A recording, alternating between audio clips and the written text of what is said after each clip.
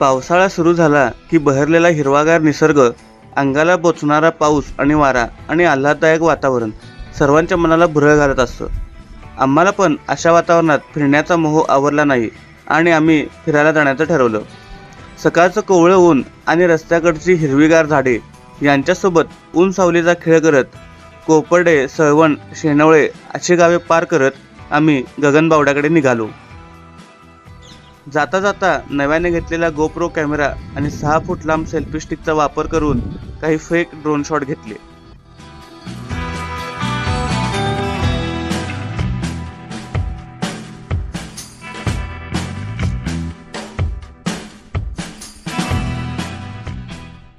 काही वेळानंतर घनदाट झाडी चालू झाली आणि आमच्या प्रवासाला आणखीनच रंगत चढली. कोल्हापूरपासून अंदाजे 60 किलोमीटरवर असणाऱ्या गगनबावड्याला पोहोचायला आम्हाला 2 ते 2.5 तास लागले. ते हिंदीमध्ये म्हणतात ना की सफर खूबसूरत है मंजिल से भी, तसा काहीतरी अनुभव आम्हाला कोल्हापूर ते गगनबावडा प्रवासात आला.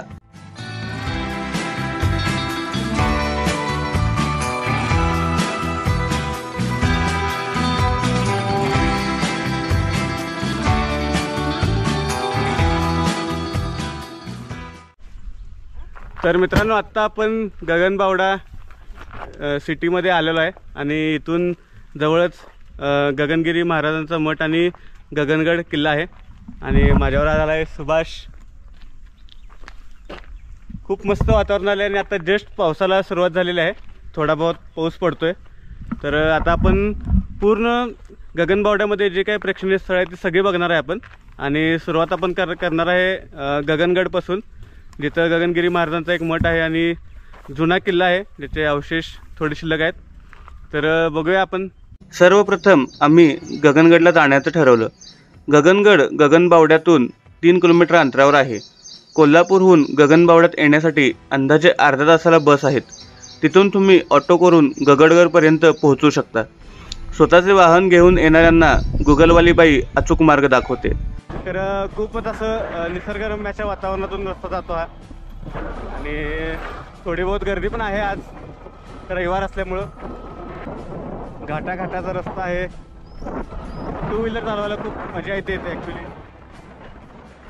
इथं बाजूला थोडे बारके बारके रिसॉर्ट वगैरे असे खूप छान लोकेशनचे रिसॉर्ट वगैरे तुम्हाला बघायला मिळतील. असल्या प्रकारचं फक्त आणि फक्त 200 रुपयाला सांगलीमध्ये भेटते. इकडे येताना तुम्ही कधी पण सांगलीमधनं 200 रुपयाचं रेनकोट आहे जे तुमचं सगळ्या प्रकारच्या पावसापासून संरक्षण करू शकतं.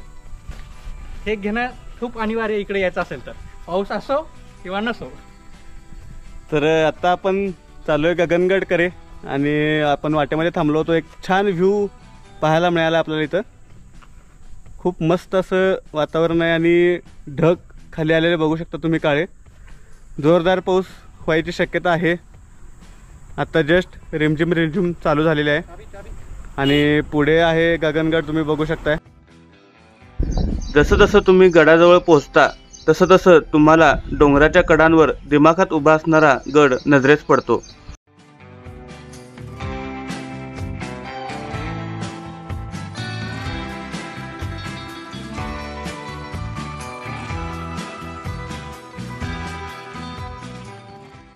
गडाजवळील सुळक्यावर रेखाटलेली गणेशाची प्रतिमा सर्वांचे लक्ष वेधून घेते. 10 मिनिटांमध्ये तुम्ही गगनबावड्यातून गगनगडला पोहोचता.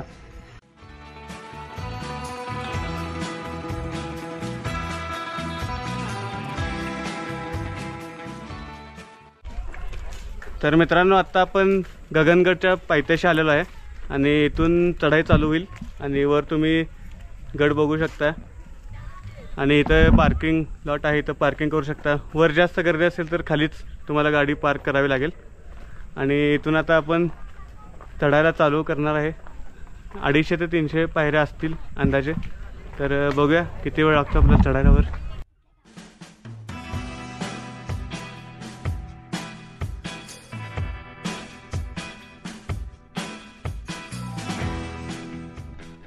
गडाच्या सुरुवातीला गडाची दगडी कमान आपले स्वागत करते.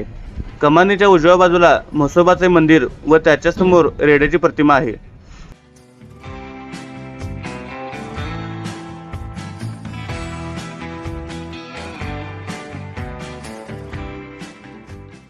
गडाच्या सुरुवातीला लहान दुकाने सुद्धा आहेत, जिथे तुम्ही पूजा साहित्य, प्रसाद आणि लहान मुलांचा खाऊ खरेदी करू शकता.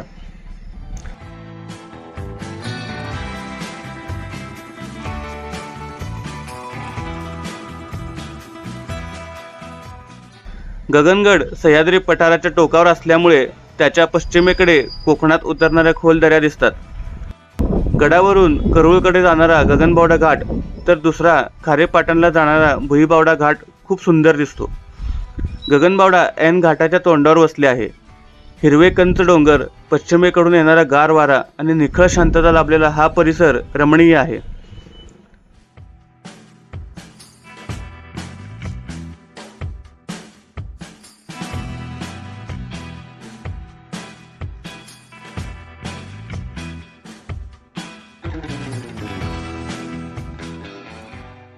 आणि आता आपण ऑलमोस्ट वर पोहोचलेलो आहे. 50 पायऱ्या शिल्लक असतील.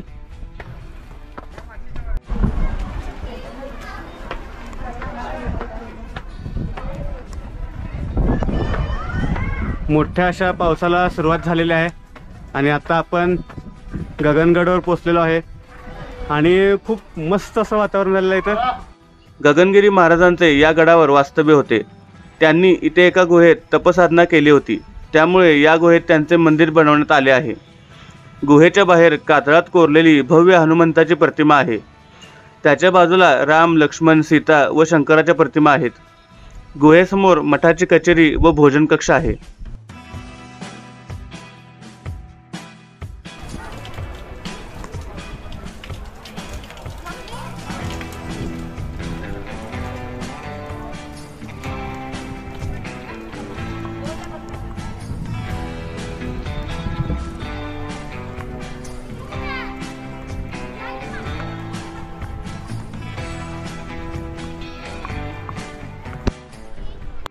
तर इथं गगनगिरी मठातून वरच्या बाजूला जाताना तुम्हाला अनेक प्रकारची सुंदर अशी शिल्प काढलेली पाहायला मिळतील. आणि मंदिरामध्ये पण ॲक्च्युली खूप छान छान शिल्प आहेत. खरं तिथे शूटिंग करायची परमिशन नव्हती, तर तुम्ही बघू शकता. खूप सुंदर आहे आणि असं पूर्ण वर जाऊपर्यंत तुम्हाला अशा प्रकारची शिल्प पाहायला मिळतील. इथे महाप्रसादाची सुद्धा सोय असते. 12 ते 1:30-2 वाजेपर्यंत महाप्रसाद तुम्हाला इथे मिळू शकतो. आणि पुन्हा एकदा तुम्ही वातावरण बघू शकता. अप्रतिम असं वातावरण आहे इथलं. गुहेपासून पायऱ्यांच्या मार्गाने वर चढत गेल्यावर भक्त निवास व नवग्रह मंदिर आहे. मंदिराजवळील बुरुजावर 2 तोफा आहेत.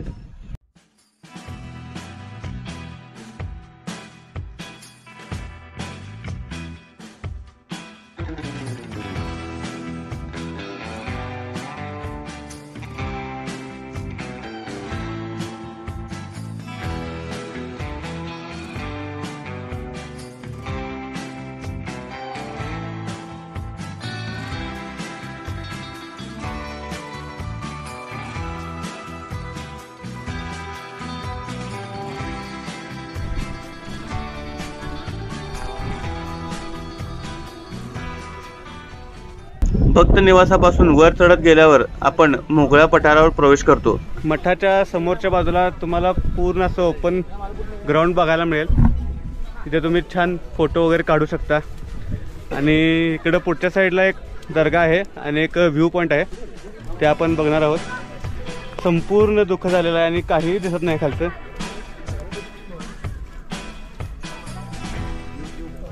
पठारावर डाव्या बाजूस संगमरवरी देऊळ म्हणजेच ध्यान मंदिर आहे. उजव्या बाजूस शंकराचे पुरातन मंदिर आहे.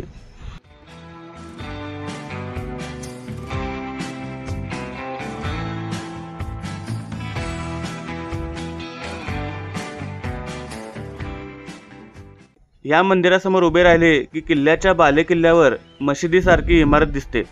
ती आहे गैबीनाथांची समाधी. गगनगडच्या बालेकिल्ल्यावर जाण्यासाठी शंकर मंदिराजवळून खोदीव पायऱ्यांचा मार्ग आहे.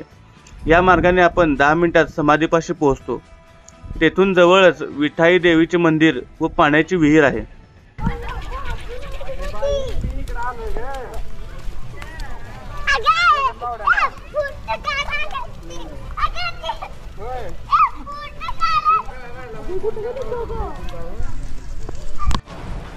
तर मित्रांनो आत्ता आपला गगनगड आणि गगनगिरी महाराजांचा मठ बघून झालेला आहे आणि इथून पुढचा आपला स्टॉप असणार आहे पळसंबे येथील रामलिंग मंदिर, जिथं आपल्याला पांडवकालीन गुफा वगैरे पाहायला मिळतील.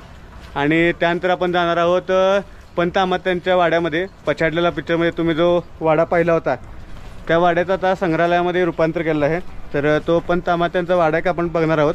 आणि जर आपल्याकडे वेळ राहिला तर आलदूर डॅम एक आहे, तिथं तलाव आहे आणि तलावाकाठी रिसॉर्ट वगैरे बांधले गेले आहेत. तिथं पण खूप हॅपनिंग असं वातावरण असतं, तर ते पण आपण बघणार आहोत.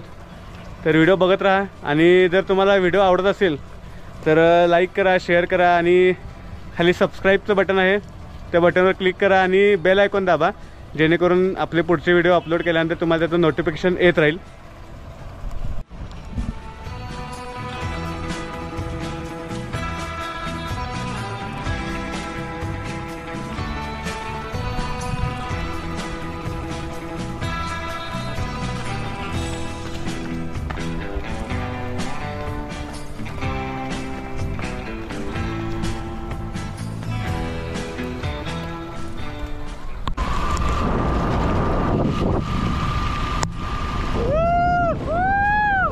तर गगनबावड्यामध्ये अति प्रचंड असा पाऊस चालू झालेला आहे, खूप असा पाऊस चालू आहे आणि आम्ही त्या पावसातूनच ड्रायव्हिंग करत चाललेलो आहे. अप्रतिम असं वातावरण आहे, मजे ही मजे, मजा ही मजे. टपा टपा टपा टपा अति मुसळधार असा पाऊस आहे.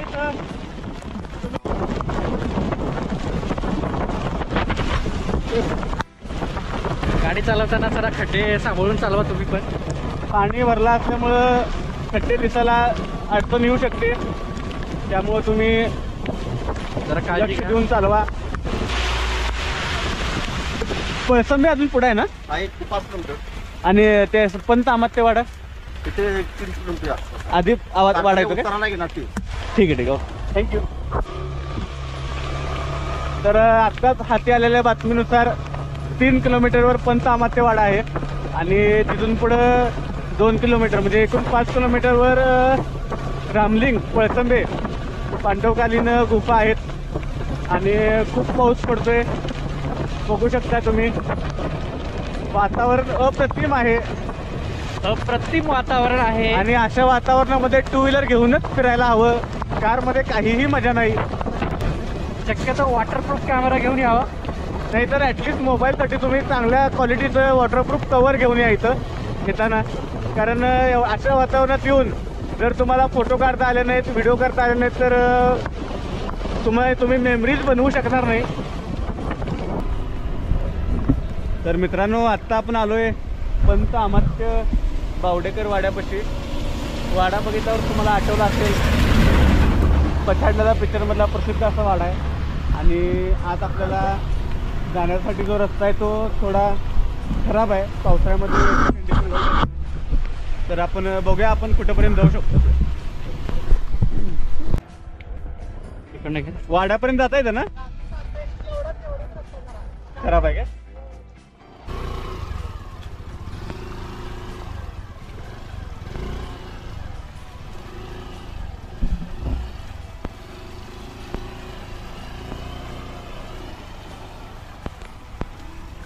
तर तुम्ही बघू शकता रस्त्याची परिस्थिती खूप बिकट आहे आणि आमच्यातल्या एकाला उतरावं लागलं कारण गाडी खूप स्लिप होत होती. तर इथून पुढे चांगला रस्ता असेल अशी अपेक्षा आहे. कोल्हापूरपासून 46 किलोमीटरवर गगनबावडा मार्गावर पळसंबे येथे पंतांचा वाडा बावडेकरांचा वाडा म्हणून प्रसिद्ध आहे. तर मित्रांनो आत्ता आपण आलेलो आहे रामचंद्र पंत अमात्य यांच्या वाड्यापाशी आणि ते पार्किंग वगैरे आहे आणि हा आतल्या साईडला वाडा आहे. लहानपणीच्या खूप आठवणी आहेत ह्या वाड्याशी आणि ह्या पिक्चरमधल्या. खूप भयानक असं वातावरण दाखवलं होतं पिक्चरमध्ये. तर आता आपण आज जाऊन बघूयात कसं वातावरण आहे. आणि आज त्यांनी म्युझियमसुद्धा बनवलेलं आहे, तर आपण म्युझियमसुद्धा बघणार आहोत.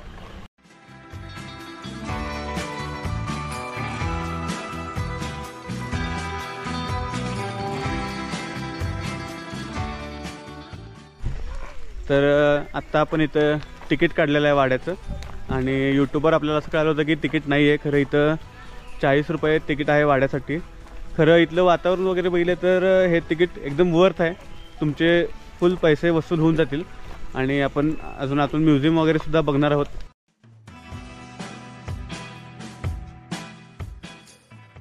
प्रवेशद्वारापासूनच घनदाट झाडांच्या सावलीत उभा असलेला अतिशय भव्य दुमजली वाडा आहे. त्याच्या भिंती, खांब, तुळ्या आणि पन्हाळी कौलासह तो भक्कम उभा आहे. तर हा आहे रामचंद्र पंत अमात्य यांचा वाडा.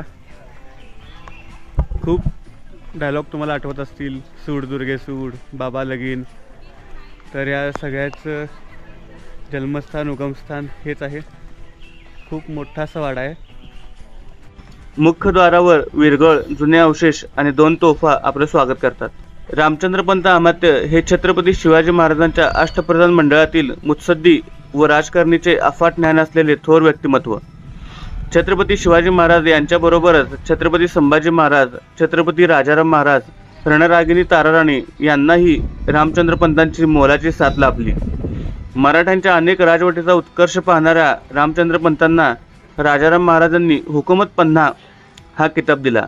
त्याचबरोबर गगनबावडा व गगनगडची जागीर त्यांना सुपूर्द केली.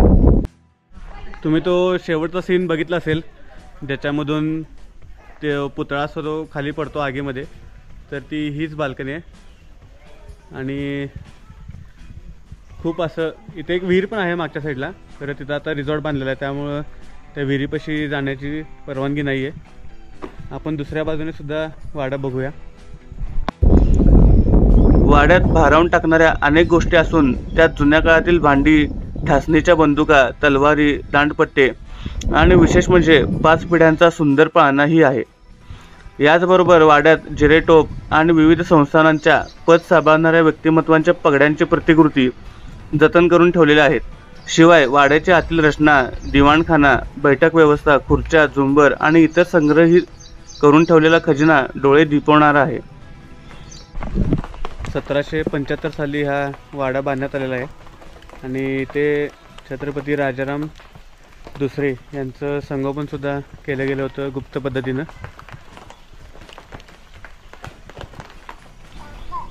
ह्या जागेवर त्या काळी टेनिस कोर्ट होतं. तर आता तुम्ही लॉन बघू शकता. आणि इथे पुढच्या बाजूला एक छोटं मंदिर आहे. आम्ही आतून म्युझियमसुद्धा बघून आलो. आता म्युझियममध्ये शूटिंग करायला परवानगी नव्हती, पण खरंच खूप छान असं म्युझियम आहे. जुन्या काळातल्या वस्तू, त्यांच्या आठवणी, त्यांचे खेळ, त्यांचं राहणीमान, त्या काळाचे स्टॅम्प वगैरे खूप अशा नवनवीन गोष्टी तुम्हाला इथे पाहायला मिळतील वाड्यामध्ये. सो आज जाऊन नक्की पूर्ण वाडा बघून या. आणि बाहेरून तर अप्रतिमच आहे, तुम्ही बघू शकता. आणि हे ते मंदिर आहे छोटंसं. खूप मस्त जागा आहे आणि 1 तासभर तुम्ही खूप छानपणे इथं स्पेंड करू शकता. आणि आता आपला दुसरा स्पॉट झालेला आहे. आणि आपला तिसरा स्पॉट असणार आहे पळसंबे पांडवकालीन लेण्या. तर आता आपण तिकडे जाणार आहोत. कोल्हापूर शहरापासून 45 किलोमीटर अंतरावर गगनबावडा रोडवर पळसंबे गावापासून दक्षिणेकडे 3 किलोमीटर अंतरावर रामलिंग हे ठिकाण आहे. पावसाळ्यात आकर्षक धबधबा, हिवाळ्यात धुके आणि उन्हाळ्यात थंड हवेचे ठिकाण अशा तिन्ही ऋतूमध्ये पळसंबे येथील रामलिंग मंदिर निसर्गप्रेमींच्या मनाला भुरळ घालत असते.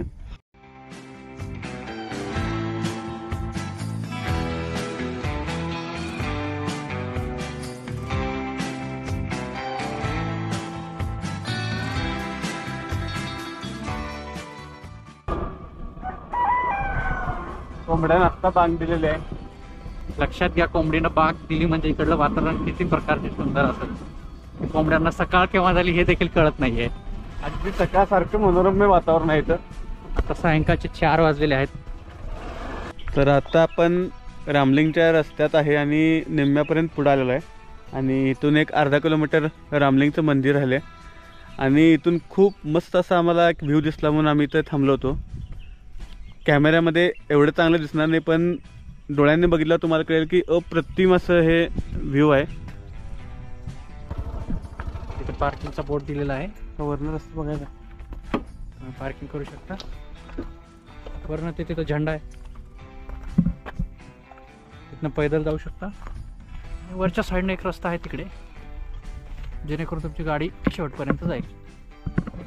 तर मित्रांनो, आत्ता आपण पोहोचलेलो आहोत पळसंबे रामलिंग येथे, जिथे आपल्याला पांडवकालीन गुफा पाहायला मिळणार आहेत. आणि इथे वर गाडी पार्क केली आहे आणि खाली चाललेलो आहे चालत चालत. खूप छान असे एक डॉग आम्हाला दिसलेला आहे इथं.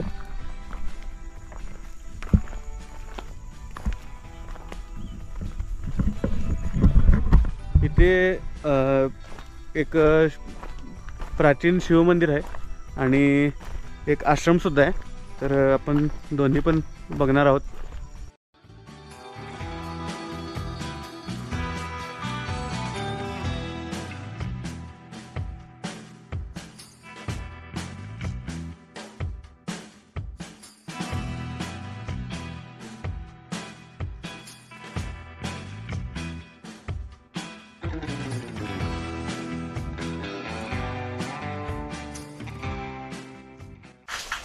पूर्ण घनदाट अशा झाडीतून जाणारा हा रस्ता आहे.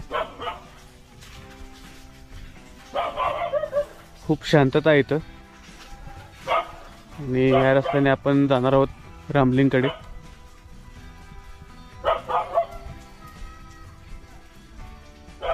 फुलांची फळांची झाडे इथं पाहायला मिळतील.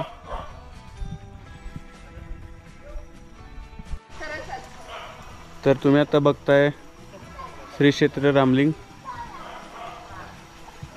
इथे ॲक्च्युली पावसाळ्यामध्ये खूप पाणी असतं, तर अजून म्हणावं तसा पावसाळा चालू झाला नसल्यामुळे पाणी कमी आहे.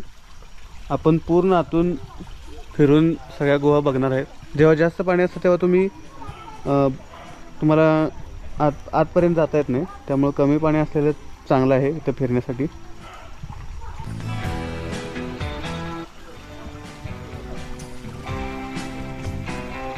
पांडवकालीन लेणी म्हणून प्रसिद्ध असलेल्या रामलिंगमधील अखंड शिळेमध्ये असलेले मंदिर वैशिष्ट्यपूर्ण असून 12ही महिने गारवा देते. त्याचबरोबर येथे दगडामध्ये कोरलेली गणेशाची प्रतिमा आणि 12 ज्योतिर्लिंगे आहेत. या बाजूने तुम्ही पायऱ्यांवरून सुद्धा येऊ शकता. आपण आलोय तो आश्रमाच्या बाजूनं आलेलो आहे. खूपच पुरातन असं हे ठिकाण आहे.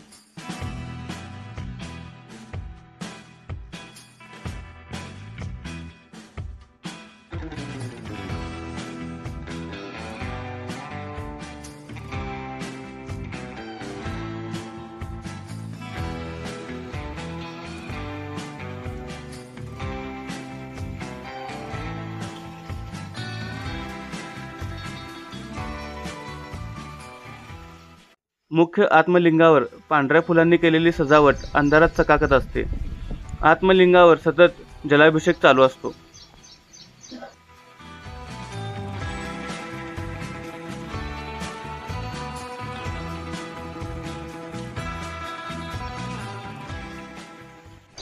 बाहेर थांबल्यानंतर ह्या ठिकाणची कल्पनाही येत नाही. येथे केवळ हिरवीगार झाडे दिसतात.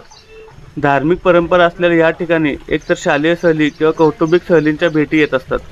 मंदिराकडे जाण्यासाठी आता दगडी फरशी लावून वाट केली आहे, पण कोणताही कृत्रिमपणा येणार नाही याची दक्षता घेतली आहे. पावसाळ्यात सह्याद्रीच्या रांगांमधून कोसळणारे अनेक धबधबे पाहण्यासाठी पर्यटकांची गर्दी वाढत असते. त्यातील एक रामलिंगचा धबधबा. रामलिंगचा धबधबा सुरक्षित आणि पावित्र्य जपलेला आहे. हा धबधबा 8 ते 10 फुटांवरून कोसळत असल्याने पर्यटकांचे खास आकर्षण ठरतो. ते गुरु महाराजांनी तिथून असं हे 12 पिंडे आहेत गणपतीपासून. गणपतीपासून होम अशा 12 पिंडे, आपली आत्मलिंग पिंड, हे ध्यान साधनाचं मंदिर आहे. हे पांडवांनी सगळं बनवलेलं आहे. तर आता आपण पळसंबे रामलिंग मंदिर बघून बाहेर पडलेलो आहे. मंदिर आहे छान, पण आपण जेवढं आत आलो आहे ह्या मंदिर पाहण्यासाठी त्या मनानं एवढे मंदिर चांगल्या स्थितीमध्ये नाही आहे. खूप जुन्या काळातलं मंदिर आहे आणि आध्यात्मिक खूप महत्त्व आहे या मंदिराला.